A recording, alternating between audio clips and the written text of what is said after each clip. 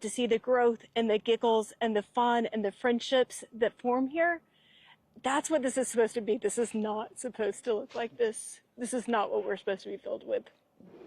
Almost 2 weeks after catastrophic flooding hit central Texas, the owners of Camp La Junta, Scott and Katie Fineski, are opening up for the first time to CNN and reflecting on how quickly deadly waters overran their idyllic campground full of campers on July 4th. This was our dining hall. So this was a walled building. It had all of our tables. We had 35 giant wooden tables.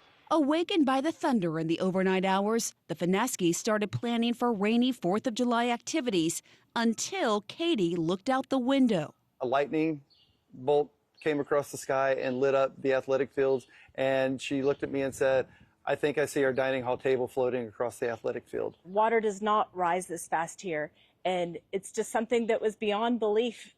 So the Fineskis jumped into action, splitting up and going to each of the 18 cabins on the main grounds because there was no other way to communicate. We've got speakers all through camp.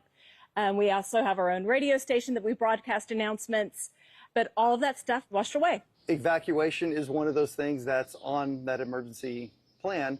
And so when the counselors got the directive to pull the kids out of the cabin to go to the maintenance road, they knew exactly what to do. They knew how to do it. They knew the path that they were going to go. One of the counselors helped campers climb onto wooden rafters to escape the rising waters in their cabin, as you see in this picture shared with CNN. Water was rushing by with huge force and was about chest deep on Scott when we came down. We were on the high ground screaming at the counselors to get their kids in the rafters. There's people in it. As the water rushed through the camp, one of the cabins for adult staff was ripped from its foundation and began drifting away. Never made it down to the river. It just floated down the back sidewalk and stopped at the tree right there.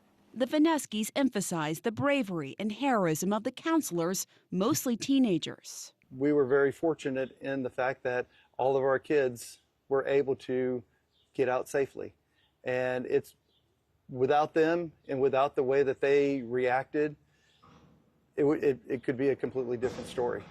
That reality of a different story becoming abundantly clear to them once the sun rose on July 4th, when they say a little girl from Camp Mystic was found alive next door after floating 5 miles in the torrent. It was very shocking that she was there. It was very shocking that she was in good spirits.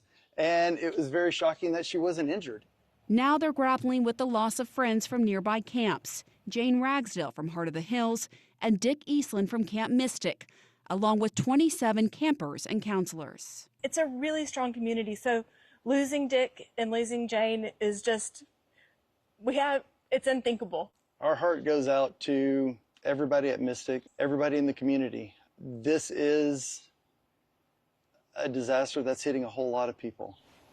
Despite the physical toll of the storm, they say the camp's spirit of grit and resilience is unchanged since its founding nearly 100 years ago. We plan to be back in 2026. Feel like the work we do here is too important to miss, and it's just not an option for us to not rebuild and be back for the kids next year. It's not camp right now. It will be. It will be. But it's hard at this moment to see and to know what it has been for so many years. And it's difficult.